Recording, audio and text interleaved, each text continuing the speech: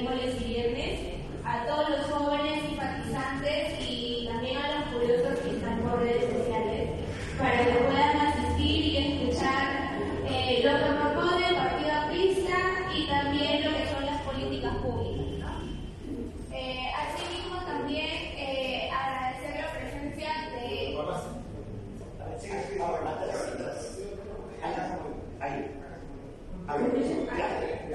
Agradecer la presencia del compañero Roque Benavides, de todos los presentes y obviamente del Tribunal Electoral. Bueno, a continuación le doy las palabras al compañero Rómulo para que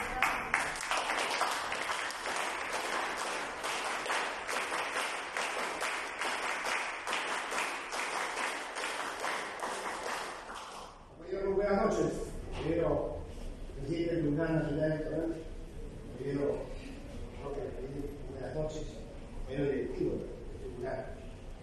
Esta noche me llama la satisfacción por la presencia del compañero Roque, que es actualmente decano, pero para ello que es la persona de verdad del Colegio Inferior de Instituto, y va a discutir demasiado, va a exaltar frente a esta noche sobre el tema. Pues bien, continuemos nada más hasta que sobre el inconveniente técnico. Superado el inconveniente, está organizando acá invita a un poquito de compañeros a presencia del compañero Roque Benavides Ganosa, quien es actualmente decano de Política de Ingenieros que estaba contestando, y él nos va a hacer una exposición acerca del tema que se ha escogido para que por quizás de los experiencia, con su conocimiento, sobre las propuestas para el próximo gobierno. Bien, hablar de la información y la continuación, creo que lo pasa, sin terminar, a la exposición pertinente.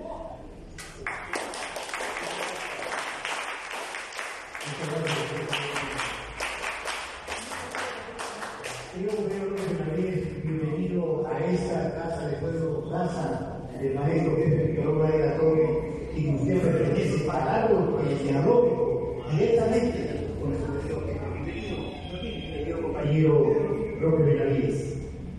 Querido compañero Rómulo Torres, muy buenas noches. Querido compañero Víctor Torres, muy buenas noches. Querida compañera Marilu, buenas noches. Querido compañero Gustavo, muy buenas noches. Gracias por su presencia y fundamentalmente en este momento la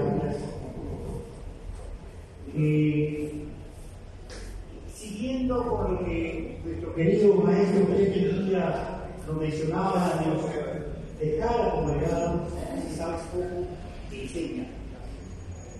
Si sabes poco, aprende. Si sabes mucho, te enseña.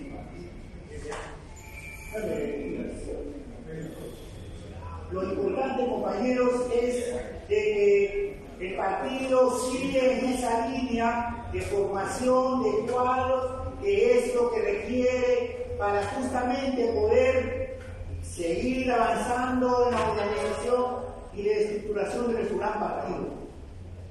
Nuestro gran partido, como siempre lo quiso el jefe, primero es escuela, un partido escuela. Antes del partido político, nuestro partido es un partido de escuela. Y con ello es lo que proponemos y hacemos, de hacer algo, lo que por lo menos nos dejó como enseñanza nuestro querido jefe Víctor Raúl Ayala Torres. Nuestro querido país es inmenso, el jefe lo amó, así como su partido, amó todo lo que nos dejó como legado, pero fundamentalmente dejó qué hacer con el partido. Justamente creó una doctrina con principios para que esta pudiera con dialéctica dar solución a la problemática del Perú con justicia social. Hoy día hay un tema que es propuestas para el próximo gobierno aprista. 2 veces ha llegado el partido al gobierno, 1975, 1990, 2006, 2011. Se han hecho muchas y grandes obras. Y hoy, a la fecha, ¿en qué estamos? ¿Cómo estamos?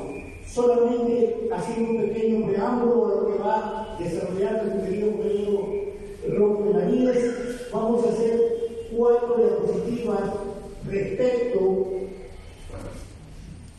de cómo se encuentra hoy por hoy la situación en Perú.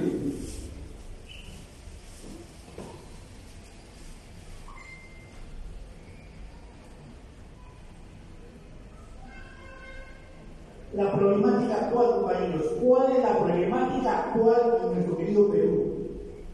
Primero, estas son encuestas que se han hecho este año. El problema grave que enfrenta nuestro querido país, primero, es la corrupción. Todas las encuestas hasta la fecha, de todas las latitudes, de todos los órganos de prensa, establecen que la corrupción es uno de los primeros problemas que tenemos. Luego, la manipulación de las instituciones.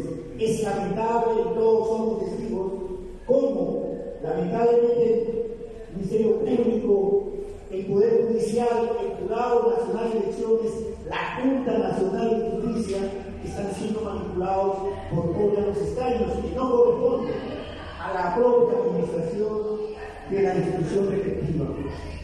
Y en ese punto hay más del 65% que la ciudadanía establece que la corrupción y la manipulación de instituciones es una de las problemáticas actuales que enfrenta el Perú. Una segunda problemática es la delincuencia y la inseguridad. Hoy por hoy todos somos testigos que nosotros mismos o nuestros familiares, o saliendo de nuestra casa o del lugar donde nos encontremos, estamos en una inseguridad tremenda, compañeros, y eso debe acabar. Un tercer elemento de problemática actual en el Perú es el costo de vida, los precios altos. Los sueldos mínimos están en el básico 1.050 aproximadamente, pero el costo de vida sigue subiendo permanentemente. Recuerden, del año pasado a la fecha, ¿cuánto se ha incrementado? Pero no se ha incrementado el sueldo mínimo básico. Por otro lado, el desempleo, la falta de trabajo, con un porcentaje del 23%, que es un problema para la actualidad para el pueblo peruano. La educación inadecuada, la baja calidad, el problema que ustedes conocen, compañeros. ¿Cómo se ha infiltrado el comunismo en la educación? No sé si ustedes habrán visto ayer y ayer ese reportaje de Atuspaño, donde lamentablemente colegios privados enseñan el marxismo, leninismo, maoísmo. Es una vergüenza para la educación peruana que ahí se esté diciendo apología. Es un delito penal, apología al terrorismo. Y eso es lamentable porque es parte de la problemática que hoy atravesamos. Otro elemento de la violencia contra la mujer. ¿Cuántos feminicidios, cuántos problemas se están presentando a la fecha? Otra crisis que está bien establecida es la polarización política, compañeros. Pero el tema viene por el tema legal, político, constitucional. ¿De dónde empieza el problema político? ¿Cuál es la madre de la problemática política? Es el artículo 35 de la Constitución del Estado, que no se ha reformado hasta la fecha.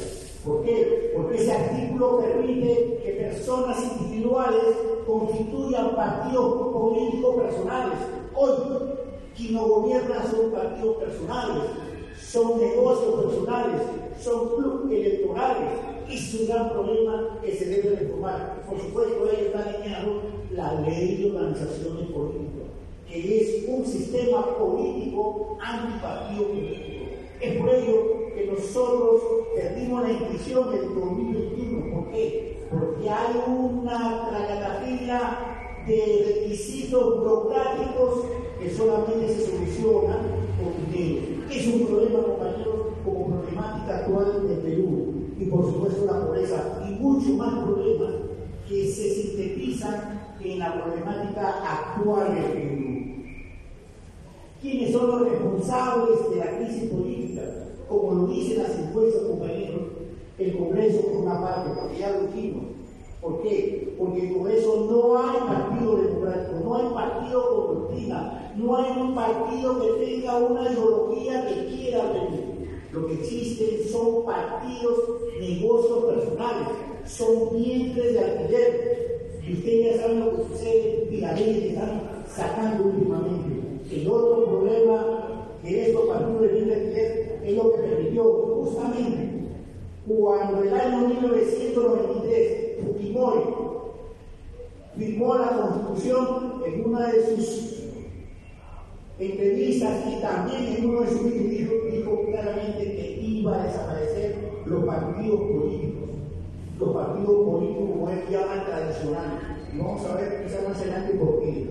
Otro problema que son responsables de la crisis política actual es el gobierno central, que lamentablemente está siendo dominada por muchos de ellos, por los famosos caviares, que son comunistas que disfrazados de caviares porque tienen recursos económicos y manipulan el poder. Comunistas se muestra el tercer elemento, como el cuarto es el poder judicial, el ministerio público que se ha politizado. Hoy aplica aquí en el Perú el hombre, la politización de la justicia. Hay una persecución política. Y ahí ustedes lo tienen bien claro con lo que hicieron con nuestro compañero Ana García. Como ya ustedes saben, lo cercaron y prácticamente lo asesinaron, porque fue una persecución política. Estas encuestas, estos resúmenes que salen en todas las encuestas, en la gran mayoría que han salido hasta la fecha respecto a la problemática. Otro responsable de la crisis política son los funcionarios de alto nivel de gobierno, por supuesto relacionados al nivel público, porque son corruptos. Ya sabemos ahorita lo que está sucediendo con los famosos robles, ya sabemos lo que está sucediendo con toda la problemática actual respecto a muchos funcionarios públicos que lamentablemente están en esa línea de la corrupción. Algunos también mencionan a los empresarios, no, pero son un mínimo de personas que no están o que no se corigen a lo que es el Estado de Derecho. Pero hay empresarios, nuestro querido compañero Luis Ramírez es un empresario honesto y él está dentro de los, digamos, de los buenos empresarios que sí apoya, en este caso, al desarrollo de la institución de Perú. En estos elementos que establece como responsable de la política también menciona al Tribunal Constitucional. Lamentablemente el Tribunal Constitucional, quien es de acuerdo a la Constitución del Estado, es el que establece el control de la constitucionalidad.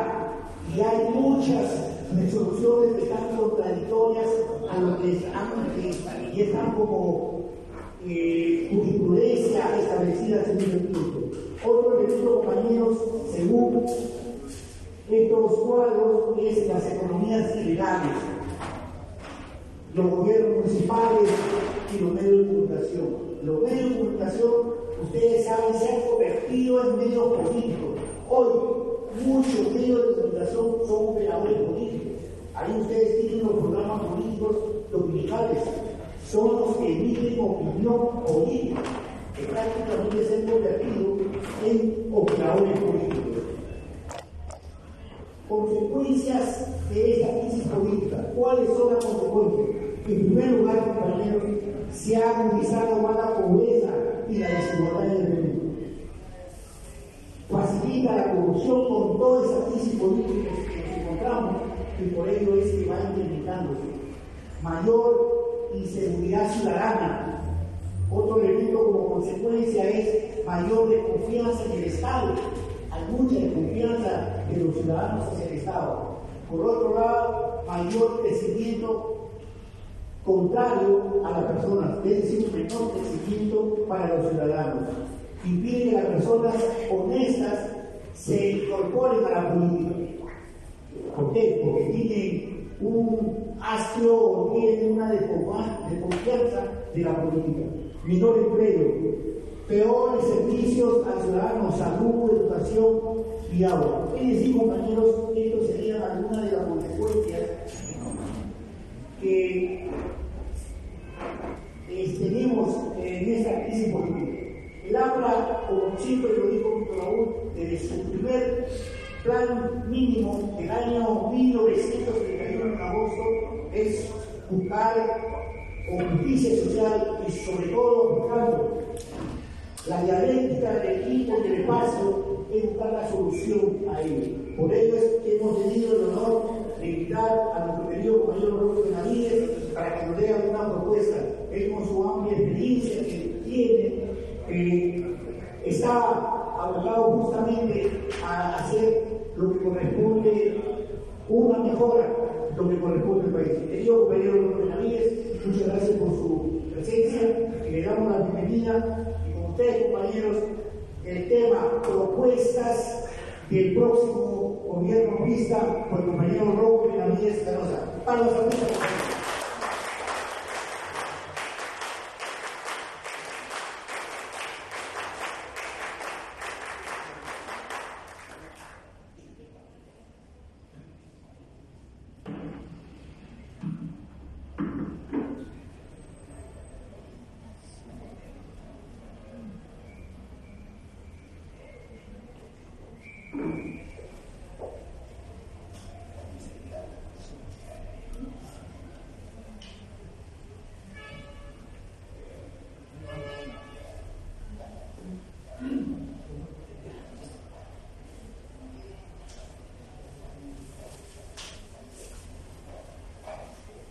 Muy buenas noches, compañero Panta, muchas gracias por esta invitación.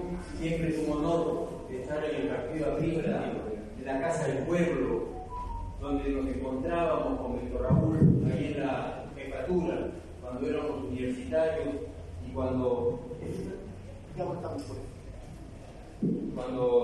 de universitarios veníamos a visitarlo y a escuchar el Parlamento universitario, los coloquios de los días jueves.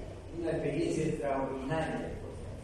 Cuánta falta nos hace un hombre como Aya La Torre, cuánta falta nos hace esa docencia y esa decencia que tenía don Raúl y que tenía mucho de esa generación, don Ramiro Peralé, Luis Alberto Sánchez, Andrés Tausi, Armando Villanueva, tanta gente querida que se nos ha ido y que nosotros valoramos tanto.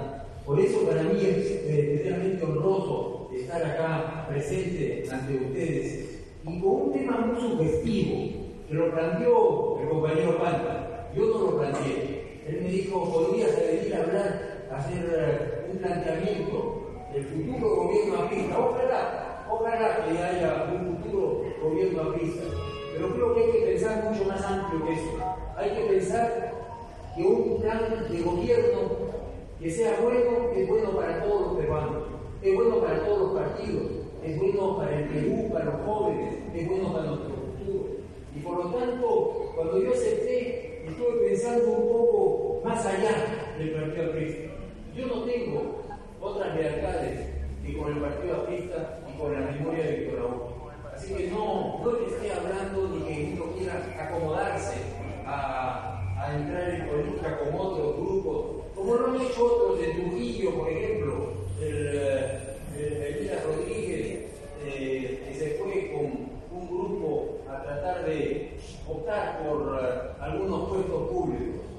Aya La Torre siempre decía que a Palacio se llegaba con el oro o con las armas, pero la conciencia del pueblo solo llegará el Partido Aprista, solo llegará el APRA. Y eso es lo que nosotros tenemos que pensar permanentemente. La decencia y la docencia de Aya La Torre nos exigen hablar con toda la verdad, con toda lealtad hacia su memoria, pero también con toda lealtad hacia el Perú. Lo que les voy a presentar probablemente no son tan agradables noticias, comenzando por la primera lámina que yo espero que no me la tomen a mal. Estamos hablando de una comparación entre los dos gobiernos del APRA. Alan García fue muy exitoso, un gran orador, un hombre muy joven en su primer gobierno y un hombre maduro, un hombre que supo cambiar en su segundo gobierno. Y cuando vemos nosotros las cifras, nos tenemos que reflexionar, tenemos que recordar al hombre maduro, al hombre que dejó una huella en el Perú en su segundo gobierno. Si nosotros vemos cuatro factores. la devaluación de la moneda, la inflación, el crecimiento económico y la disminución o el crecimiento de la pobreza en nuestro país. Es evidente para aquellos que quieren defender el primer gobierno que ese no fue el gobierno más adecuado para el pueblo. Tenemos que comenzar por reconocer las cosas que se hicieron mal para no volver a cometer esos mismos errores. Poder no caerse sobre la misma piedra en dos oportunidades. En la devaluación hubo una devaluación de 175.000% del dólar, mientras que en el segundo gobierno el tipo de cambio pasó de 3.1 a 3.5 soles por dólar. Una estabilidad económica muy importante, no sin sus problemas, porque la crisis del año 2008, como podemos ver en el tema del crecimiento económico, en el año 2009, pero fue en 2008, fue de 0.9%, mientras que en el resto de América Latina todo era negativo. Pero ustedes pueden ver los crecimientos del primer gobierno del presidente García, del 85 al 90, en 1985 teníamos de un mal gobierno del presidente Belaúnde. Hay que acordarse de la historia. Quien no reconoce la historia comete los mismos errores en el futuro. Así que los apristas y la gente decente de nuestro país tienen que aprender de las lecciones del pasado para no volver a cometer los mismos errores. Por eso yo me permito a esta sala traerle esta comparación, no con ánimo de crítica, sino con ánimo de enseñanza, de aprender lo que se hizo mal. La inflación fue un desastre, mientras que en el segundo gobierno de Ana García la inflación se mantuvo controlada, teniendo una variación de 2.9% en promedio, 2.9%. Se bajó la inflación sustancialmente, pero no solo eso, mis queridos amigos. Hay algo que no es reconocido del doctor García, y es que él, en el año 2006, fue el que logró que el presidente Julio Velarde, presidente del Banco Central de Reserva, fuera nombrado presidente del Banco Central de Reserva. Julio Velarde es un prohombre en el Perú. Va a cumplir 20 años de presidente del Banco Central. Todos nos llenamos la boca de que en el Banco Central de Reserva del Perú se hacen las cosas bien. Y tienen razón. Pero hay que también recordar quién logró que Julio Velarde entrara de presidente del Banco Central y que se ha mantenido durante estos 20 años y que ha mantenido la estabilidad de la economía. Porque hay que entender que la inflación es el peor de los impuestos para los pobres. La inflación lo que hace es destruir el salario, lo que hace es destruir el dinero. ¿Qué cosa es lo que diferencia a la gente más pobre de la gente que tiene recursos? Que la gente que tiene recursos tiene activos, tiene casa, tiene carro, tiene cosas que se revalúan, mientras que la gente más pobre vive de un salario muchas veces diario o mensual, y con la inflación ese salario se pulveriza.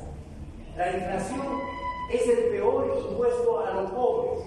Gobierno que genera inflación es gobierno fracasado, y eso hay que entenderlo claramente, porque a los ricos que se revalúan desde los roles hasta las casas, a esos ricos no les afecta la inflación. A los que les afecta la inflación es a la gente más pobre. Por lo tanto, el hecho de pasar de una inflación de más de 1.000.000% en 5 años, del 85 al 90, haber pasado a una inflación anual de 2.9%, es un éxito, es una demostración. El segundo gobierno del presidente García fue muy exitoso en ese frente. Pero no solo eso, el crecimiento económico de la economía, fíjense, el año 85, 2.2%, el año 86, 9.2%, 87, 8.3%. Lo que se hizo en ese momento fue un error y la economía se infló en excesos. Lamentablemente, eso trajo el año 88 hubiera un decrecimiento de 8.3%, y el año 89, cuando Abel Salinas tuvo que aplicar el paquetazo, la inflación decreció en 11.9%. Rindo un homenaje al ingeniero Abel Salinas, un hombre buenísimo, un hombre súper íntegro, un hombre que enfrentó lo que había que enfrentar. Lo que es concreto es que hacia el final del gobierno quedó deshecha la economía, a diferencia del mejor quinquenio que hemos tenido en el Perú en el siglo XX y XXI, que fue el quinquenio del año 2006 al 2011. Crecimientos de 7.6% en 2006, 8.9% en 2007, 9.8% en 2008, 0.9% en 2009, producto de la crisis de las hipotecas en Estados Unidos. Y Estados Unidos decreció, Europa decreció, los países de América Latina decrecieron. En Perú creció un poquito, pero no decreció. Y el año 2011, 2010 un rebote del 9%, el 2011 6.9%. Desde entonces, con el presidente Humala, la economía comenzó a decaer. La mejor época en lo que va de este siglo fue del 2006 al 2011, porque el presidente García entendió que había que tener una economía sólida, que había que buscar a gente como Luis Carranza, un hombre extraordinario, y convocó a gente como José Antonio Cham para la educación, convocó a los mejores cuadros, sin perjuicio que fuera o no fuera pista. Y hay que entender que el gobierno trabaja para todos los peruanos, no trabaja solamente para los miembros de un partido. Por supuesto, un partido del que nos sentimos muy orgullosos, que tiene ideología, que tiene trascendencia, que tiene mística y que nosotros valoramos enormemente. Todo eso se ve reflejado en la pobreza. La pobreza del año 1985 al 2000 creció de 40 a 54%, de 40% a 54%. Ese es el resultado final que tenemos que mirar para ponerle nota a un gobierno. Mientras que el segundo gobierno, la pobreza cayó del 44% al 27%. Un récord Guinness, un récord importante, un récord del que se sentía muy orgulloso el presidente García. Pero esa es la diferencia. Y es por eso, en base a esa información, toda esa información de casa, información del partido aprista, información de los dos gobiernos apristas, reconozcamos, partamos de la premisa que tenemos que reconocer errores para no cometer los mismos errores en el futuro. Y la economía no es ideología, la economía son bases sólidas, porque eso impacta en los hogares de la gente más necesitada. Y si es que decimos que somos socialdemócratas, que tenemos sensibilidad social, que creemos en la justicia social de paz por libertad, pues tenemos que hacer un buen gobierno, pero un buen gobierno no para favorecer solo a los artistas, sino a todos los peruanos. Y el Perú necesita que los partidos históricos, partidos que van a cumplir 100 años, saquen la cara por nuestro país. ¿Cuál es el diagnóstico de la realidad actualmente? Hemos tenido el peor desempeño de los últimos 20 años, con un decrecimiento de la economía de 0.5%, si es que no contamos, por supuesto, la época de la pandemia. Este gobierno no ha sabido trabajar el tema económico. Es evidente que no hemos logrado revertir la situación con la que veníamos desde el señor Castillo y, por supuesto, el desmadre político de la época del presidente Kuczynski, Vizcarra y compañía. Es evidente que es la tasa más baja de los últimos años. Al parecer, podríamos estar creciendo este año 2.8%. Eso tampoco es comparable, por ejemplo, con las cifras de crecimiento que se tuvieron del 2006 a 2011. Tenemos que sentirnos orgullosos de esas cifras. 2.8 es una honestidad. Con eso no se reduce la pobreza. Y el objetivo es la reducción de pobreza. No cabe la menor duda. Hay que ser solidarios especialmente con la gente más pobre. Es preocupante, por supuesto, la disminución de la inversión pública y privada. Y eso es producto de una maravilla que la gente toma como si fuera muy fácil. La confianza, decir la verdad. Lo que estamos viviendo en estos días es pura mentira. Nadie sabe de dónde vienen los roles, nadie sabe si es que el gobernador de Ayacucho es el responsable o si el gobernador de Cajamarca. Y no se nos dice la verdad. El principal problema no es el Rolex, el principal problema es la mentira. Y eso es lo que nosotros no podemos aceptar como peruanos y por supuesto como apristas. Todo el día, muy honrado. Lo que no podemos aceptar es la mentira. Hay que decir la verdad. Y en política se dice la verdad. Yo lamento si es que alguna de las cifras que mencioné anteriormente puedan sonar a duras, pero hay que reconocer los errores para no cometer los mismos errores en el futuro. ¿Cuáles son los desafíos que tenemos en el Perú? Que son evidentes. El primero es la corrupción. No se puede vivir en un Estado corrupto. No se puede permitir que nos engañen de esa manera. Por eso es que la mística aprista tiene una responsabilidad muy grande. Tenemos un legado que cumplir. Un hombre como Aya de la Torre nos dejó valores, nos dejó decencias. Y por eso es que nosotros no podemos aceptar esta corrupción rampante que tenemos en nuestro país. Otro de los grandes problemas es la informalidad. Hay mucha gente que dice no importa la informalidad. Es una forma de refugiarse, dicen los chicos. No es así. No es así. Porque la informalidad viene con malas artes. La informalidad viene sin cuidado del medio ambiente. La informalidad viene sin aportes al fisco y sin aportes al crecimiento económico de nuestro país, en salud, en educación, en infraestructura básica. La informalidad se junta con la delincuencia, por ejemplo, en Patás, en la Sierra de la Libertad. ¿Es eso lo que nosotros queremos para nuestro país? Definitivamente no. ¿Quién no quiere un puesto estable? Elías, ¿quién no quiere? ¿Qué trabajador en el Perú no quiere un puesto estable?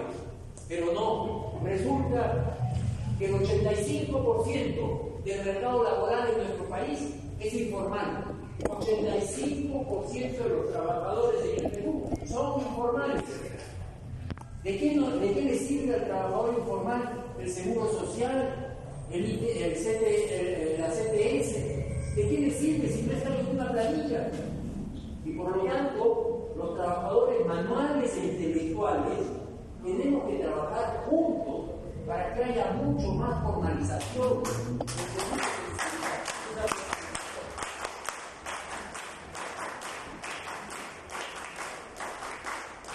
La informalidad no es un problema menor. Ya les digo, 85% de los trabajadores del Perú son informales. Quien vende unos caramelos, quien se mete en una mina, quien está en el mercado del transporte, que no es formal. Es una cosa que tenemos que atacar y tenemos que enfrentar. Por ejemplo, en Suecia, el 98% de los pagos de cualquier cosa se hace con tarjeta de crédito. En el Perú, ¿cuánto se hará en efectivo? Seguramente el 85%. Y plata que no se sabe de dónde viene, muchas veces mezclado con el narcotráfico. muchas veces mezclado con la minería ilegal. Eso es lo que tenemos que enfrentar como uno de los grandes males, tanto o más que lo de la corrupción. Todo hay que atacar. El centralismo también es un aspecto que nosotros, los que nos tratamos de viajar por todo el Perú, tenemos que darle oportunidades a todos los peruanos. En Argentina dicen que Dios está en todas partes, pero atiende en Buenos Aires. En el Perú decimos que Dios es peruano, pero sus oficinas están en Lima. Y eso no puede ser. Hay que cambiar esa actitud. Yo ayer estuve en Chubut, en Cajamarca, un pueblo que queda a 3 horas de la ciudad de Cajamarca. Los chubutanos también son peruanos, como son los judeños y son los huancavelicanos. Y lo que tenemos que hacer es tener mucho más infraestructura, mucho más oportunidades de salud y de educación para la gente, para que pueda salir adelante. El centralismo nos agobia y eso hay que cambiarlo. Y eso no se cambia a la mala, eso no se cambia con más policía y con más militares. Eso se cambia con mecanismos de mercado, ofreciendo oportunidades a la gente para que vive en zonas donde seguramente hoy es muy difícil vivir. El área rural de nuestro país es donde más pobreza hay. Tenemos que ofrecerle oportunidades a la gente del área rural. Tenemos que ofrecerle oportunidades a Huancavelica, Ayacucho, a Purímac. Y para eso tenemos que poner en valor nuestros recursos. Y por supuesto, un tema que nos agobia así a todos, especialmente en las ciudades, es la inseguridad ciudadana. No se puede vivir con inseguridad ciudadana. Hay que ponernos muy firmes. No se puede permitir que la delincuencia rampee por todos lados. Hay que atacar a la delincuencia, pero eso tiene que comenzar por nuestros líderes que dan el ejemplo, nuestros líderes que no pueden estar mintiendo, porque la inseguridad ciudadana tiene que ver con la corrupción también. Y parte de la corrupción no es solamente el robo, es también la mentira, es también las malas artes. Lo cierto es que corrupción, informalidad, centralismo e inseguridad ciudadana son los aspectos que tenemos que combatir en nuestro querido Perú. ¿Cómo hace el mundo para desarrollarse? Hay una palabra que mucha gente seguramente no usa con frecuencia, y es la sostenibilidad. ¿Qué cosa es la sostenibilidad?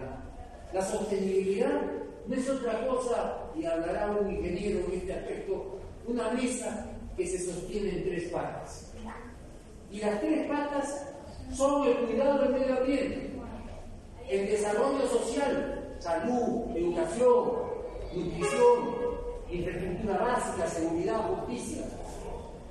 Y una tercera pata que es el desarrollo económico. No hay mesa que se sostenga en una pata, tampoco en 2 patas. Tiene que ser en 3 patas por lo menos. No se puede pretender cuidado del medio ambiente sin desarrollo social y sin desarrollo económico. No se puede tener cuidado del medio ambiente con desarrollo social y sin desarrollo económico. Del cuello salen las correas. Pretender decir no me importa la producción nacional es una mentira que nosotros no podemos aceptar. La sostenibilidad es el cuidado del medio ambiente, es el desarrollo social y es el desarrollo económico. Esa es la base en la que se sustenta cualquier economía y cualquier sociedad. Y por supuesto, este es el fundamento de los Objetivos de Desarrollo Sostenible de las Naciones Unidas. Una pauta que se nos ha dado para que nosotros, todos los países del mundo, sigamos. Los Objetivos de Desarrollo Sostenible son fundamentales. El derecho a un trabajo, el derecho al agua, el derecho a vivir en libertad. 17 objetivos de desarrollo sostenible. Y eso tiene que venir también con un aspecto que a nosotros nos gusta repetir mucho, con responsabilidad social compartida. El profesor Michael Porter de la Universidad de Harvard habla del valor compartido, de ese valor que la actividad económica tiene que compartir con la sociedad. Muy bien, pero valor no viene sin responsabilidad. Cuando a uno le bloquean una carretera, cuando a uno le tiran piedras, cuando a uno le mienten, eso no es responsable. Y por lo tanto, todos los estamentos de la sociedad tenemos responsabilidad social. Mucho se hablaba de la responsabilidad social empresarial, pero ya no es solamente empresarial. En las universidades cada vez más hay oficinas de responsabilidad social universitaria. ¿Dónde está la responsabilidad social de las ONGs y de Gorriti? ¿Dónde está la responsabilidad social del gobierno central, del gobierno regional, provincial y distrital? ¿Dónde está la responsabilidad social de las iglesias? Cuando hacen comentarios que van en contra de lo que se debe decir, la responsabilidad social, mis queridos compañeros, también tiene que ser compartida. No es responsabilidad de unos pocos y que los demás se vayan por la libre. La responsabilidad social tiene que venir también con valor compartido, responsabilidad social compartida y valor compartido. Hay que por eso construir alianzas en nuestro país, alianzas público-privadas, alianzas entre los trabajadores y los empresarios, alianzas entre el Estado y el sector privado. No somos casilleros estancos. Si queremos un país más desarrollado, tenemos que trabajar todos juntos. Y eso es un ejemplo que tienen que dar los apristas en nuestro país. El APRA tiene una función fundamental que cumplir. No por gusto se cumplen 100 años de la fundación del APRA continental. No por gusto hemos tenido los más ilustres políticos del siglo XX. Y sí que puedo decirlo, el más ilustre político del siglo XX, que fue Víctor Raúl Ayala Torres.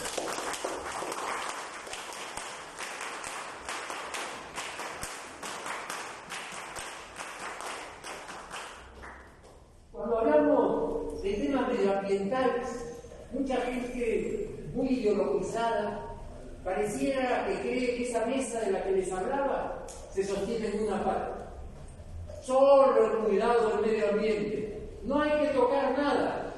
Bueno, en esta sala, con nuestra respiración, estamos contaminando, si que cabe el término, este ambiente. Pero ¿qué cosa quieren? Que no respiremos. Obviamente que el tema medioambiental tiene que ser inteligente. No es solamente el lobo, es inteligencia. Hay que hacerlo con cuidado. Una cosa es el impacto medioambiental y otra cosa es la contaminación medioambiental. Los ideologizados medioambientalistas consideran que todo es contaminación. Eso es un absurdo. Construir un reservorio, construir Gallito Ciego o construir Palo Redondo en Chavicochí, ¿es eso contaminación ambiental? Eso es impacto ambiental, porque se inundan tierras. Pero eso no es contaminación ambiental. Y entonces hay que entender, y mucho el tema medioambiental, especialmente en el Perú, por nuestra geografía, por nuestra realidad, tiene que ver con el agua. Mucha gente dice, agua sí, mina no. Es una estupidez. ¿Qué tiene que hacer el agua con la mina? Lo que hay que hacer es que esa agua siga siendo limpia. Pero decir agua sí, mina no, o agua sí, fábrica no, o agua así, insecticidas en la agricultura, no. Es un absurdo. Eso no tiene ningún sentido. No hay mesa, insisto, no hay mesa que se sostenga en una sola pata. Y el tema medioambiental que nos interesa a todos es una de las patas de la sostenibilidad. Y la gestión del agua tiene que ser contemplada en un concepto de cuenca. Toda la cuenca del río Lima, o toda la cuenca del río Tambo en Arequipa, una cuenca muy grande. Hay que entender que el río Tambo nace en el límite entre Moquegua y Puno y que tiene una gran cuenca y muchas subcuencas. Por ejemplo, hay gente ideologizada como ese señor Marco Arana, que habla de cabeceras de cuenca. ¿Ustedes se han puesto a pensar en ese concepto? Cabecera de cuenca. La cabeza está acá. Pero una cuenca tiene muchas subcuencas. Y cada una de esas subcuencas tiene una cabecita. Con ese criterio no se puede hacer nada. El concepto es perverso, cabecera de cuenca. Es absolutamente ideologizado. Hay que entender el objetivo de esos ideologizados para postergar cualquier desarrollo minero, agrícola o industrial. No caigamos en ese cuento. Lo cierto es que tenemos que analizar la cuenca. La gente que trabaja en Cajamarca y el río Chancay que llega a Chiclayo, ellos están en la cuenca del río de Chancay, pero están en Cajamarca. Bueno, hay que preocuparse que el agua de esas operaciones, ya sean mineras o de cualquier otra cosa, salgan limpias hacia el valle de Chancay, porque los chiclayanos y los lambayecanos también merecen agua limpia. Pero hay que preocuparse de eso. Esa es la forma inteligente de enfrentar el tema medioambiental. Por supuesto que el uso del agua es fundamental, es indispensable usarla en la mejor forma posible. Los chicos hablan mucho de la economía circular. Bueno, ¿cómo hacemos para recircular el agua? El agua hay que recircularla. Yo tengo una experiencia en operaciones mineras. Se recircula mucho el agua. Es mucho más costoso traer el agua de mucha distancia que de usar el agua y recircularla y así usar cada vez menos agua. Hay que entender que el Perú es uno de los países que más agua tiene en el mundo. Es el 8º país con más agua en el mundo. Aquellos que nos quieren convencer de que en Perú falta agua es una mentira. Lo que pasa es que la usamos mal. Lo que pasa es que botamos plástico a los ríos. Lo que pasa es que, qué sé yo, las curtiembres no se preocupan del agua o de los residuos que botan al río. Y seguramente algunas operaciones mineras. Lo que necesitamos es que el Estado sea fuerte, sea eficiente, que fiscalice esas actividades y que por supuesto no se permita la contaminación medioambiental. Todos somos medioambientalistas. Unos somos inteligentes y los otros son ideologizados. Nosotros lo que necesitamos es mucho más gente inteligente que pueda trabajar con nosotros.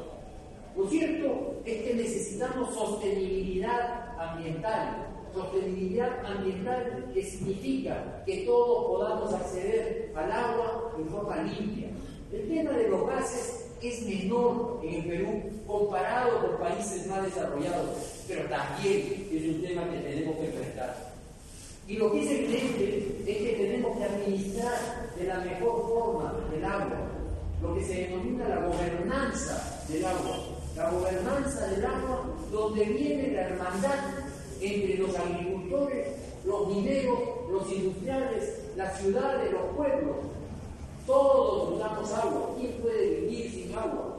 Y por lo tanto necesitamos tener buena gobernanza. Gobernanza que, de acuerdo al diccionario de la Real Academia de la Lengua, no es otra cosa que la buena administración de las instituciones o de los recursos, en este caso del agua. Es fundamental que tengamos un buen uso del agua y que haya una buena corresponsabilidad en el uso del agua. Pero la gente que nos quiere decir que todo es malo en el manejo del agua, yo quiero decirle que hay muchos buenos ejemplos. En Arequipa, por ejemplo, durante muchos años, las aguas residuales se iban directamente al río Chini, del cual todos los arequipeños se sienten tan orgullosos. Bueno, esas aguas de desagüe fueron tomadas por la empresa minera, la sociedad minera Cerro Verde, han procesado esos desagües y con esas aguas procesan los sulfuros de la mina de Cerro Verde. Luego, echando el agua que puedan no haber usado nuevamente al ambiente, pero ya absolutamente limpio. Ese fue un acuerdo que tuvo una empresa minera para solucionar un pasivo ambiental. y convertirlo en un activo ambiental. Todo lo que se nos dice que todo está mal es un absurdo. Hay evidentemente ejemplos de cosas que se han hecho bien. Un hombre como Ángel Latorre, siempre lo recordaremos, siempre hablaba en positivo, siempre hablaba para buscar soluciones, no para encontrar problemas. Por eso es que Ángel Latorre es un maestro, un hombre que nos enseñó el camino y que por supuesto tenemos que tenerlo siempre presente.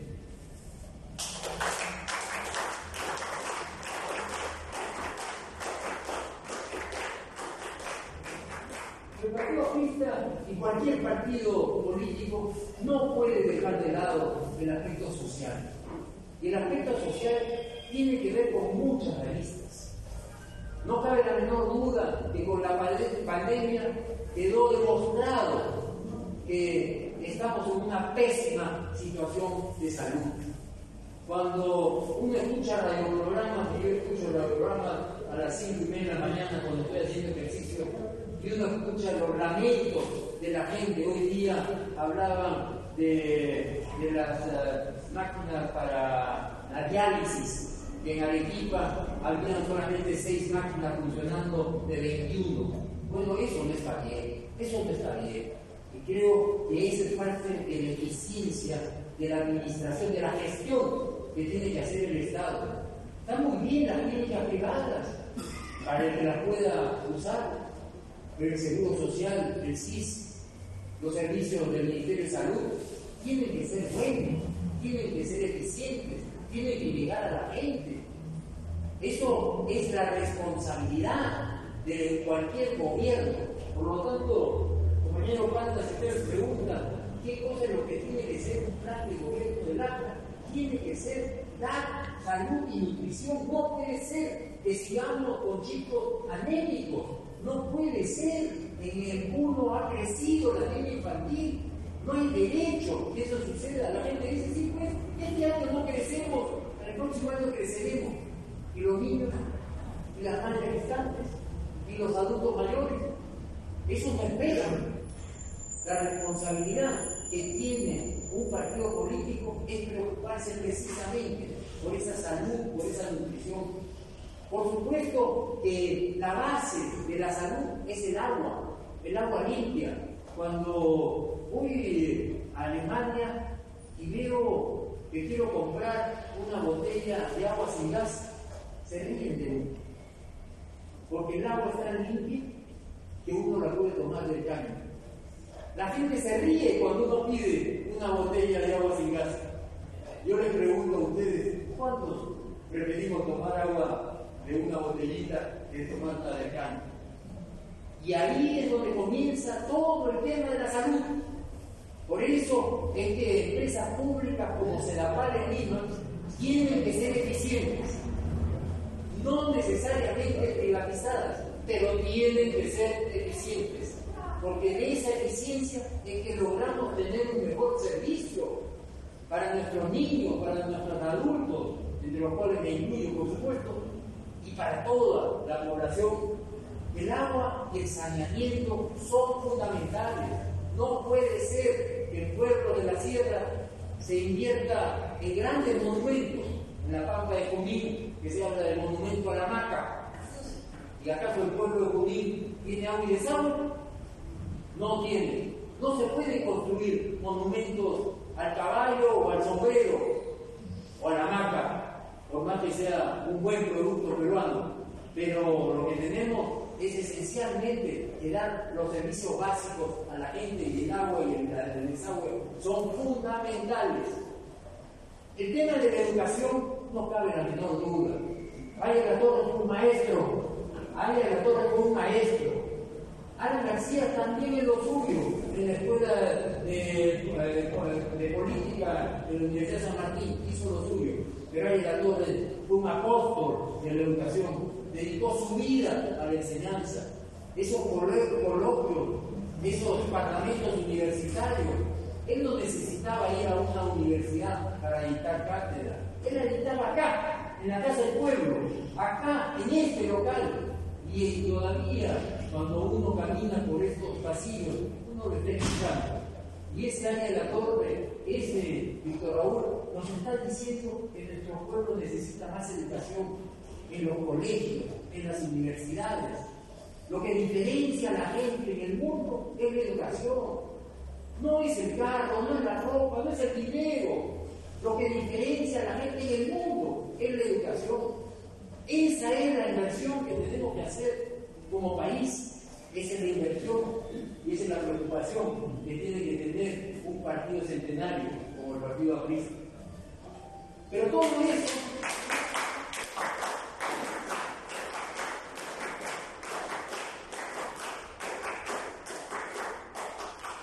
eso viene acompañado con infraestructura.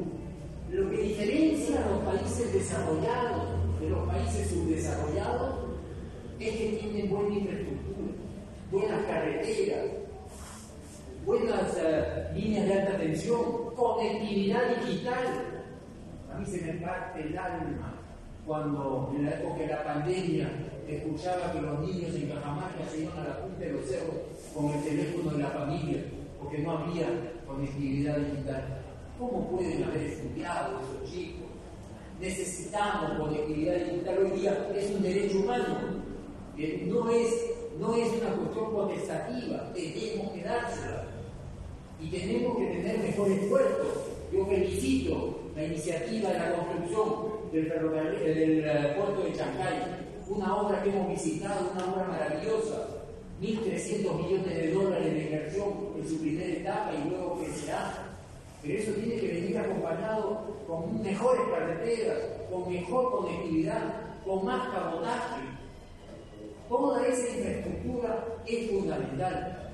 Las carreteras en Ecuador son mejores que en el Perú, están mejor mantenidas que en el Perú, y eso tenemos que promover que en el Perú se hagan las cosas mejor. ¿Cómo es posible que no tengamos una carretera panamericana de 4 carriles, 2 de ida y 2 de vuelta, desde Tumbes hasta Tacna? ¿Cómo es posible que la carretera Libertadores no tenga el mantenimiento adecuado? Estuve en Semana Santa en Ayacucho y la verdad es que los ayacuchanos se quejan de la carretera de los Libertadores. Creo que la eficiencia del Estado tiene que demostrarse en mejor calidad de infraestructura y eso es fundamental. Y por supuesto, rindo un homenaje a los policías y a los militares, a probos, gente que nos protege de la inseguridad, pero lamentablemente tenemos una situación de inseguridad que hay que enfrentar. Yo no sé si vamos a enfrentarlo como Bukele o como Noboa, pero que hay que poner mano fuerte a la delincuencia, hay que poner mano fuerte, no es mano blanda, hay que saber cuándo darles la zanahoria y cuándo darles el látigo. No es una cuestión de permitir que la delincuencia siga rampante. Y por supuesto, el tema de la justicia, que muy bien el compañero Planta habló en el tema de las encuestas. Yo ya no sé, no soy abogado, yo ya no sé si le creo a los fiscales, a los jueces, no sé si le creo a los que se defienden por un lado o por otro, pero lo que es evidente es que es un desmadre. Y ese desmadre hay que enfrentarlo. Y hay que enfrentarlo con más capacitación, con más formación, con más era digital, con mejores procesos que permitan a su vez darle una oportunidad a la gente de nuestro país. Todos merecemos justicia, todos merecemos justicia. Es evidente, y si es que puedo entrar en ese detalle que me impactó mucho, la entrada en la Embajada de México por la fuerza del orden del Ecuador. Uno dice, seguramente era un delincuente, algunos dicen eso, que estaba dentro de la embajada. Pero no se olvide que Ángel de la Torre entró en la Embajada de Colombia y se tuvo que quedar 5 años metido en la Embajada de Colombia porque el gobierno de Odría decía que era un delincuente. Y Ángel de la Torre no fue un delincuente. Ángel de la Torre fue un pensador, un filósofo, un hombre que dedicó su vida al ACRA y por supuesto a la política buena del Perú. Así que hay que entender que no solamente es la fuerza, no es solamente la brutalidad, no podemos estar de acuerdo con una entrada a una embajada. Que se le pudo haber tomado preso en migraciones, seguramente. ¿Cuál es la necesidad de entrar a la embajada? Lo que es evidente es que en el Perú también hemos sufrido de esos problemas y tenemos que ser muy conscientes que esas realidades no son las que nosotros queremos. Y por supuesto, la tercera pata de esa mesa es la gobernanza, el desarrollo económico de nuestro país. Y en eso el presidente García supo cambiar, porque se preocupó mucho de cómo hacer para que los empresarios, para que las empresas produjeran más. No le toca al Estado la producción, al Estado le toca salud y nutrición, educación, infraestructura básica, seguridad y justicia. Al sector privado, y cuando hablo del sector privado no estoy hablando solamente de los grandes empresarios. En el Perú, el 98% del sector privado, el número de empresas, son micro y pequeñas empresas. 98%. Hay 2% que son medianas y grandes empresas. Los que más puestos de trabajo generan son las micro y pequeñas empresas, muchas de ellas informales. Por lo tanto, es fundamental que creamos en el crecimiento económico de nuestro país. De ahí salen los puestos de trabajo, de ahí salen las oportunidades para las familias. Y en ese sentido tenemos que promover la inversión. Y cuando hablamos de la inversión, hay que entender que del 100% de la inversión en nuestro querido Perú, del 100%, 20% es inversión pública y 80% es inversión privada. Esa inversión pública que debe ser bien hecha en salud, en educación, que tenemos que tener buenos hospitales, buenos médicos, buenas escuelas, buenos maestros. Ese 20% tiene que ser bien hecho. Pero el otro 80% de la inversión es inversión privada. Y ustedes algunos dirán, son los gringos los que vienen a invertir. No, señores. Ese 80% que queda, el 20% es inversión extranjera. El otro 80%, vale decir 64%, es inversión nacional, de peruanos, la micro, la pequeña, la mediana empresa. Somos nosotros los peruanos los que tenemos que sacar la cara por nuestro país. Por eso cuando nuestros políticos, algunos irresponsables, dicen que el sector privado no actúa adecuadamente, bueno, ¿a qué sector privado se está refiriendo? ¿A la micro, a la pequeña empresa? ¿A algunos cuantos corruptos a los cuales hay que perseguir? ¿Al club de la construcción? ¿A Odebrecht? ¿A quién se refiere? En eso hay que ser muy concreto.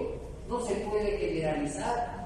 El sector privado es un sector privado pujante, un sector privado esforzado, y hay que promover si es que queremos tener más oportunidades para nuestro país. Y dentro de esos sectores, yo me voy a permitir incidir en la minería y en el petróleo. Comenzaré por el petróleo. La refinería de Talara, engendrada esa ampliación en la época del presidente Humala, no en la época del presidente García. Una inversión multimillonaria, 7.000 millones de dólares se ha invertido en Talara. ¿Para qué? Tiene una capacidad de 95.000 barriles diarios, capacidad de procesamiento, 95.000. ¿Saben cuánto se produce en el Perú? Hoy por hoy, 33.000 barriles diarios. 33.000 barriles diarios. De los cuales 20.000 se producen en la selva y se van en barcazas a Brasil. Por lo tanto, hay 13.000 barriles diarios para procesar en una planta de 95.000 barriles. No necesito ser financista para decirle que eso es un desastre, pero tampoco voy a quedarme en el lamento y decir se acabó. No, lo que tenemos que hacer es ver cómo solucionamos el problema de Talara. Y el problema de Talara es que se ha hecho una inversión que se ha puesto la carreta delante del caballo. Y ahora lo que necesitamos hacer es poner el caballo delante de la carreta. Eso significa explorar por petróleo. El Perú tiene un gran potencial en petróleo. Nadie puede demostrar negativo, como decimos en geología. El Perú tiene un gran potencial. ¿Cómo es posible que Ecuador, Colombia, Venezuela tengan petróleo y nosotros no tengamos? Estamos en la misma cuenca. ¿Cómo es posible que existe ya de camisea y que no vaya a haber petróleo en otras zonas de la sierra del Perú? Por supuesto que no hay. ¿Cómo es posible que cuando Occidental Petroleum ha explorado frente a Trujillo y ha detectado indicios de petróleo, no se le dieron permisos para explorar? Necesitamos, ya que tenemos a Calar, necesitamos encontrar petróleo, y el petróleo lo se consigue buscando inversión de empresas de primer orden. No está todo perdido. Hemos puesto la carreta delante del caballo, ahora tenemos que poner los caballos delante de la carreta, y eso sí se puede hacer con decisión de cualquier gobierno que entre, pero realmente con la transparencia del caso. Y en el caso del sector minero, no cabe la menor duda que el Perú es el país que más proyectos de cobre tiene en el mundo. Un país que está segundo o tercer productor de cobre. Chile produce cerca de 6 millones de toneladas de cobre al año. Nosotros producimos 2.7 millones de toneladas. Pero les puedo asegurar que esos 2.7 se llegaron precisamente con el envión que tuvo la minería peruana en la época del presidente García. Se aumentó de 1.2 a 2.4 millones de toneladas de producción. Cuando vino el señor Humala, todo se vino abajo y por supuesto no hubo ningún incentivo para la inversión. Si el Perú tuviera el impulso para poner en valor esos proyectos, que son proyectos sostenibles, con cuidado del medio ambiente, con desarrollo social, con desarrollo económico, son proyectos que pueden contribuir enormemente a la reducción de pobreza en nuestro país. Creo que es indispensable que entendamos que el cobre es el metal del futuro. El cobre es el metal para los carros eléctricos. Se habla mucho del señor Musk. El señor Musk, que ha creado los carros Tesla, consumen esos carros 4 veces más cobre que lo que produce el carro a combustión que nosotros podemos estar manejando. El Perú tiene una gran oportunidad, no podemos perder esas oportunidades. Tenemos que poner en valor los recursos, sin complejo, cuidando el medio ambiente, usando bien los recursos para el desarrollo social y generando más riqueza, luchando contra la pobreza. Eso es lo fundamental. La agroindustria, ni que se diga, es una maravilla nuestra agroindustria, envidia de cualquier parte del mundo. Pero la agroindustria, y pongámonos también en cifras, exporta 8.000 millones de dólares. La industria minera exporta 45.000 millones de dólares. 8 veces más. 5 veces más. 5 veces más. 5 veces más de lo que exporta la agroindustria. Pero la agroindustria da una cantidad de puestos de trabajo extraordinario. Por eso es que no puede estar paralizado Chavicochí. No puede estar paralizado el sueño de Víctor Raúl. Así decía una pared en las pampas de Chavicochí, el sueño de Víctor Raúl. Nosotros, no solamente como peruanos, sino como seguidores de Aya La Torre, tenemos que sacar adelante Chavicochí y dar trabajo a más de 100.000 liberteños, cajamarquinos, de todo el norte del Perú.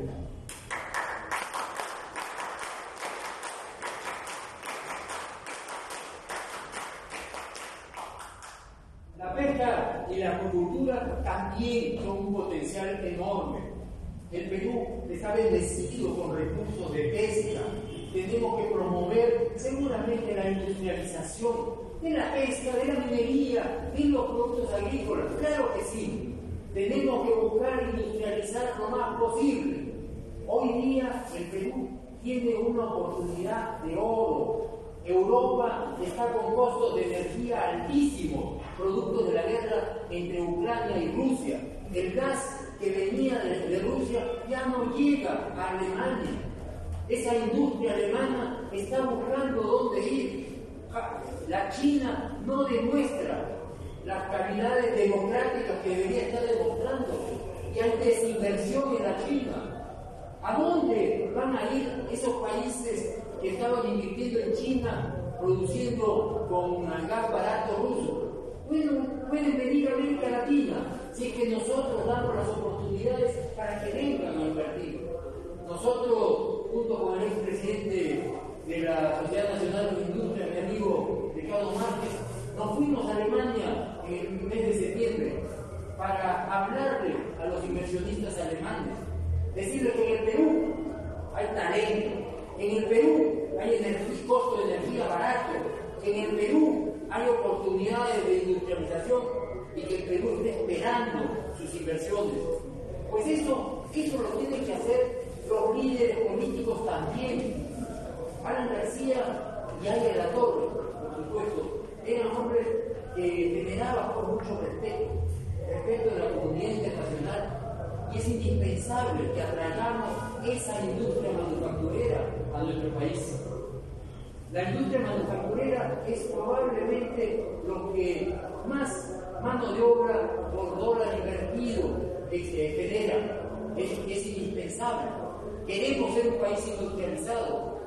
Esa es la ruta que tenemos que tomar. Pero eso no le quita que pongamos en valor nuestra agricultura, nuestra minería, nuestra pesca, nuestro petróleo.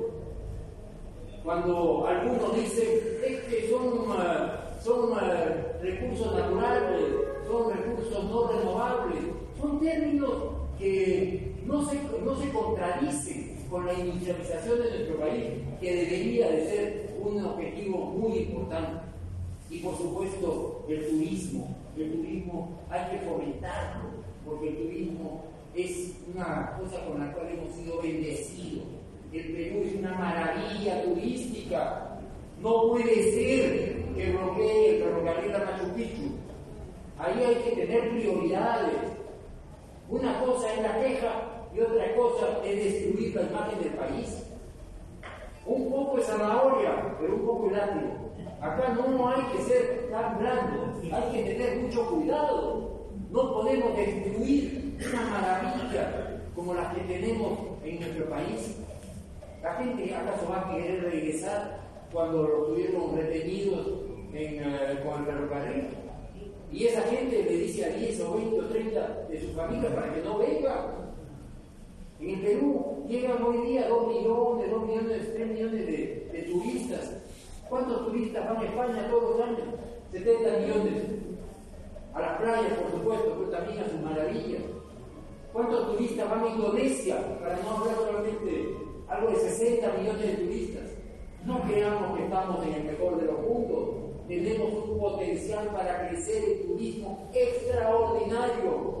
Hay que dedicarse a promover nuestro país, desde lo que le gusta tanto a muchos de nuestros compatriotas, la comida, lo gourmet, hasta, qué sé yo, el pisco, el caballo de paso, la marinera, Machu Picchu, Chacahuamán y todas las maravillas que tenemos. El Perú es una maravilla y tiene que ser puesta en valor, y el turismo es una forma de darle cara al resto del mundo. Creamos en nuestro país, tenemos una oportunidad realmente extraordinaria. Tenemos que tener optimismo. No tenemos, por supuesto, que aceptar a malos gobernantes, a gente incompetente. Por eso es que hay que prepararse para la acción, decía Víctor Raúl. Bueno, hay que prepararse. Creo que hemos tenido una lección a la hora, y yo me temo que no es solamente la ley, sino el señor Salas, que no nos ayudó. Así que yo escucho que la ley puede haber sido complicada, pero el señor Salas es un hombre que hay que defenestrar y que tenemos que enfrentar.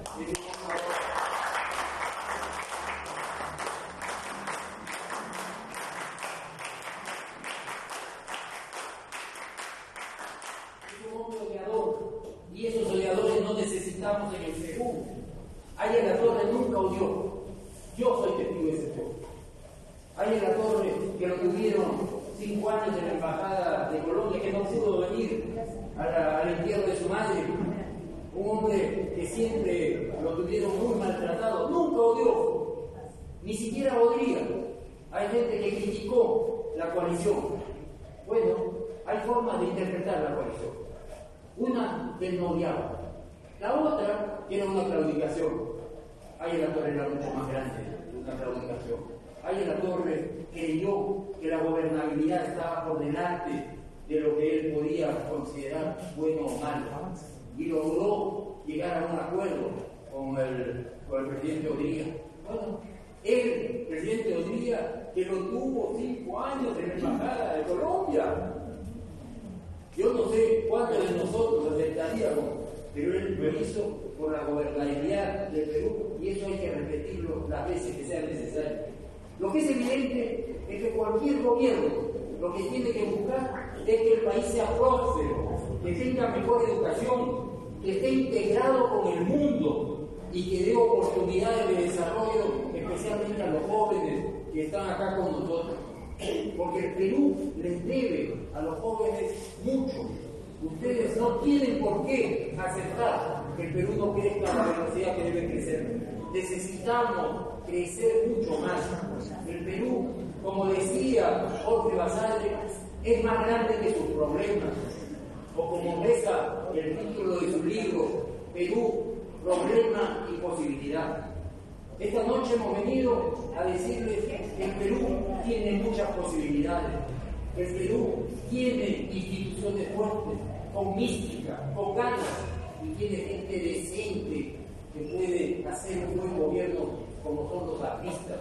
Y que el APRA volverá al poder, pero tendrá que volver con ideas renovadas, con ideas que contribuyan al progreso y al desarrollo de nuestro país.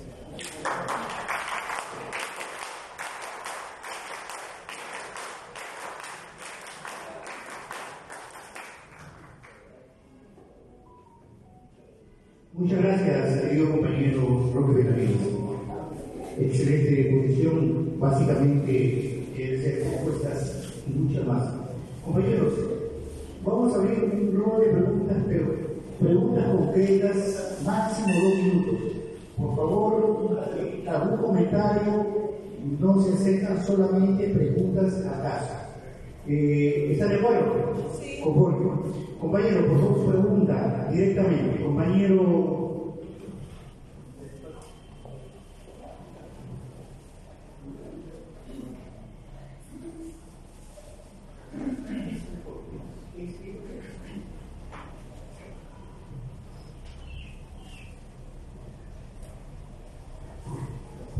Muy bien. En primer lugar, María Pedro Manda, creo que es justo y necesario mencionar la actitud fraterna, noble que tuvo el compañero Roque Benavides y su compañía Buenaventura durante el COVID-19, en que al pueblo de Huancavelica obsequió grande de oxígeno, no solamente en Huancavelica, sino en otras regiones. Es un aplauso para ver el solidario de su compañero Roque Benavides. Soy profesor y lamento mucho el que los comunistas, los terroristas, utilicen la educación como aparato de ideologización. Tenemos que erradicar de una manera así de raíz a aquellos que pretenden envenenar la mente y el alma de nuestros niños y de nuestros jóvenes. Fíjense que ya no están en el ámbito estatal, están en colegios privados, ya no están en los pueblos jóvenes, están en el distrito Azuspal y está en Magdalena. ¿Vamos a permitir eso? Creo que también en un gobierno realista tenemos que salirnos de ese corset que es la Corte y la Comisión Interamericana de Derechos Humanos, entre comillas, porque realmente solamente sirve para defender a los caviares, a los terroristas. ¿Cuánto de indemnización le dieron a Loli Benson y tantos otros?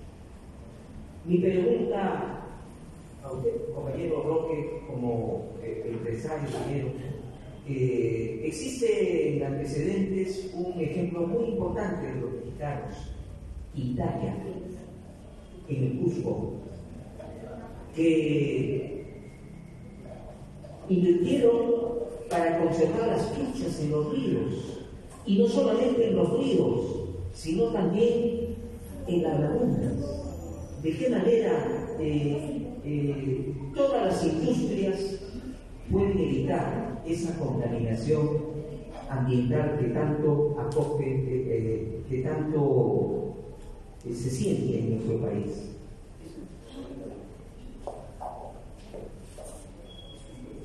Gracias. Yo estoy convencido que el tema medioambiental es un tema fundamental, es un tema que puede ser manejado inteligentemente, pero que también requiere de la fiscalización del Estado. Muchas veces hay empresas que no cumplen. Todo empresa de la ley, pero los que menos cumplen son las ilegales, porque esos no tienen fiscalización. Usted me ha hablado de una mina formal, una mina que maneja la empresa Greno, que es Italia.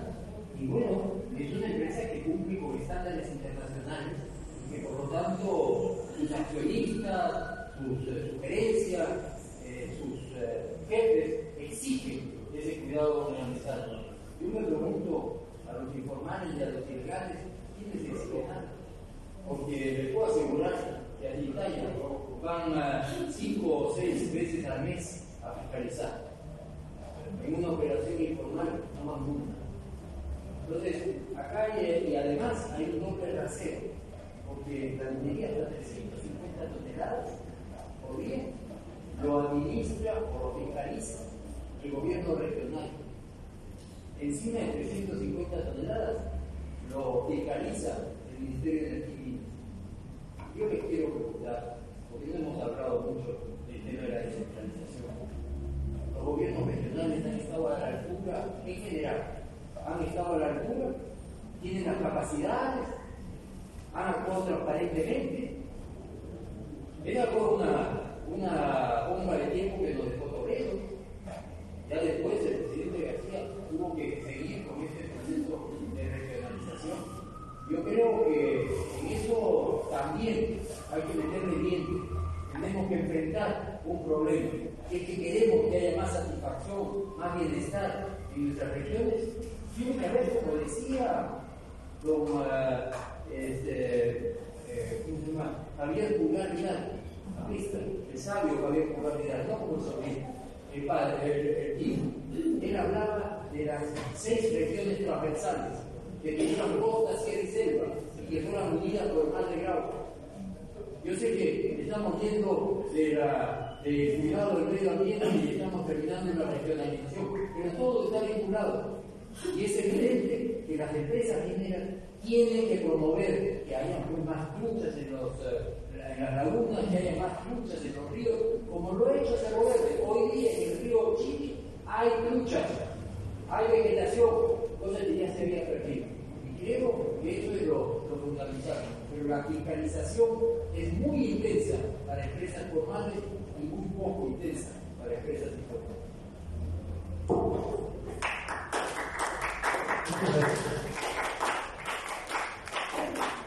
Compañero, luego compañero, a ver, por favor, usted.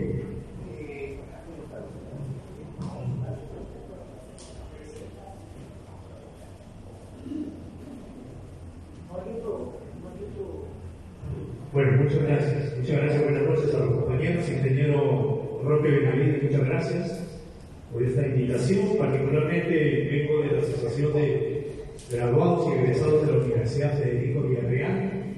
Compañero Julio César González Cano, ministro Vladimir, deja las clases, anda allá, participa. Es importante que el partido convoque en esta escuela política y que nos formemos. Vayamos actualizando conocimientos, vayamos reflexionando como lo que ha hecho el ingeniero Roque desde toda esa experiencia política y sobre todo profesional en el mundo ya empresarial. Pero yo tengo tres planteamientos y voy por este orden. Primero, un eje definitivamente, como decía ya el relator, integracionista. Es decir, la mirada que tiene el país frente a las demás economías, y ahora tenemos, lo ha mencionado hace poco, tenemos el megapuerto de Chile. Entonces este eje integrador definitivamente nos está cogiendo, ¿no? Nos está cogiendo un poco sorprendidos, porque hay que preparar toda la plataforma de infraestructura para soportar toda la movilidad económica que se nos viene. De acuerdo, hay una propuesta muy concreta frente a países como Colombia, Brasil, que tiene toda una mirada también en la movilidad, digamos, de su desarrollo económico. La otra propuesta es, sí, pues, internamente hay que agilizar procesos para ser más efectivos en cuanto a la administración de los recursos. Acá el colega hablaba de la calidad educativa y cómo es que se está penetrando, digamos, animalmente por la ideología. Entonces hay que agilizar procesos. Recordaremos, y esto hay que decirlo, el señor Roque ya lo ha dicho, hay que hacer la autorreflexión de las cosas que se hizo bien bajo el mando del presidente Alan García. Recuerdo yo que para agilizar procesos se crearon las fórmulas de las locaciones, ¿no? Al comienzo daban bien, pero las locaciones de servicio local eran justamente eso, para agilizar procesos.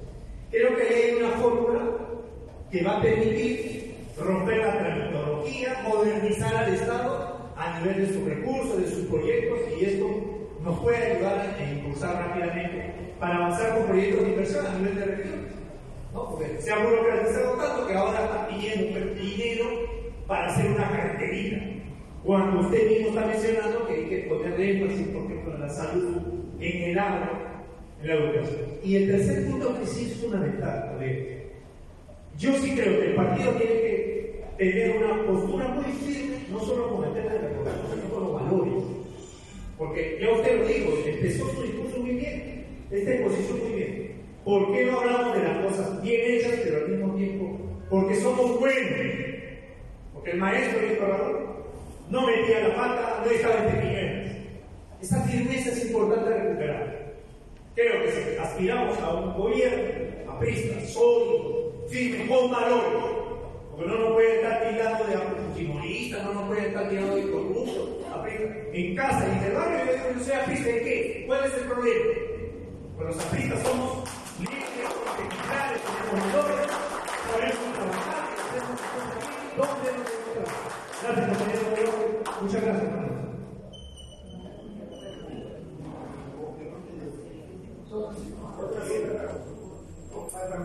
Por favor, vamos en orden, cargar al compañero todas las preguntas que compañero va a tomar nota y va a hacer una respuesta para todos.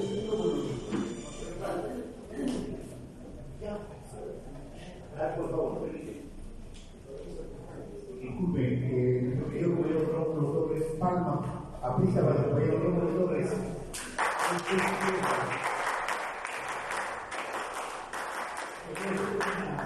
Por supuesto, artículo de compañero Roque, queda esa expresión bastante clara sobre la temática que existe en la nación. El tema que hoy día nos toca es la propuesta para el próximo gobierno. ¿Cuál es la solución de la minería para aquel problema de la minería informal? ¿Cuál es la ilegal? Entonces se confunde una línea muy paralela, pero más creo que es ilegal y informal, que reina una selva como la serranía peruana.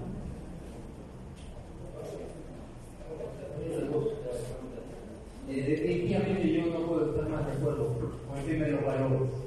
Creo que el fundador, el ideólogo, el filósofo del partido aprista, el doctor Víctor Raúl Leira Torres, nos enseñó esos valores. Y eso es lo que tenemos que mantener. Esa es la mística que existe en este partido, a diferencia de esos partidos de chistes.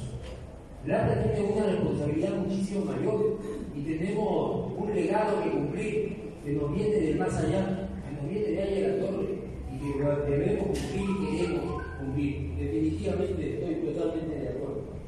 El tema de la minería ilegal es un tema que se planteó una solución de este registro de formalización minera. Esa ley estaba bastante bien dada y tenía una fecha de caducidad, pero resulta que por intereses económicos se ha ido postergando y postergando y postergando, Y aunque suene un juego de palabras, lo que se ha hecho es informalizar la formalización. Y eso no hay que permitirlo. Y hay líderes en el Congreso de la República que están defendiendo a los mineros ilegales. No nos confundamos. Y se les conoce con nombre y apellido. Pero el toma y daca entre la debilidad del Ejecutivo y la debilidad del Congreso hace que salgan estos absurdos. Como es un absurdo reponer a todos los profesores sin examen de ingreso. Resulta que el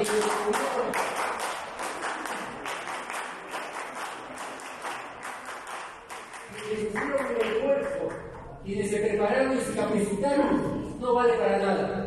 Eso no puede ser. No hay lonche gratis. No hay lonche gratis. Hay que capacitarse para la acción, como decía Víctor Raúl. Hay que capacitarse. Y no puede ser que salgan leyes de facilismo. Eso le hace mucho daño a la educación peruana.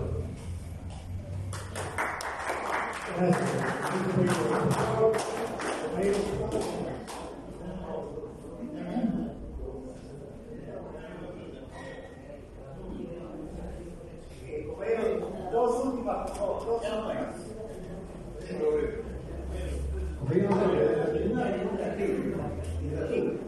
¿Usted opina, compañero, de la manera del expresidente norteamericano John F. Kennedy que decía, la paz es fundamental? ¿Qué opina de nada?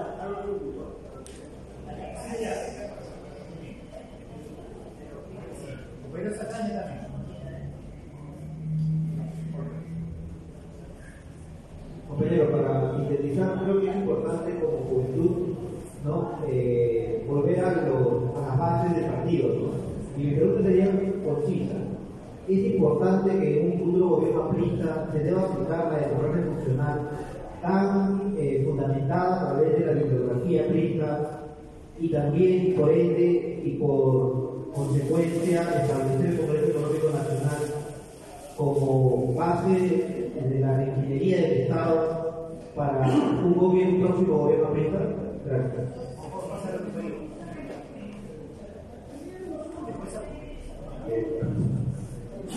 Buenas noches. Primero agradecer nuevamente al compañero Plata y a todos los compañeros que hacen posible que esta escuela se mantenga activa. Quienes hablan nuevamente volviendo después de muchas semanas por temas de trabajo. Aquí el estimado compañero López le saluda al ingeniero Linazo. Al igual que usted, cuando uno estudia lo que es ingeniería, en mi caso el sistema, uno empieza a ver y a entender cómo todas las cosas son dentro de todo un sistema que compone el país. Y me parece muy gratificante de que el Partido Aprista el día de hoy, digamos, está cumpliendo una de las prédicas del maestro María da Corte, que decía que el partido tenía que hacer una cohesión de diferentes tipos de personas, con diferentes tipos de clases o estratos, para que juntos pudiéramos sacar adelante al Perú y también a América Latina. La mañana tuve la oportunidad, previamente de ir a trabajar, ya que me dedico también al tema de docencia y otras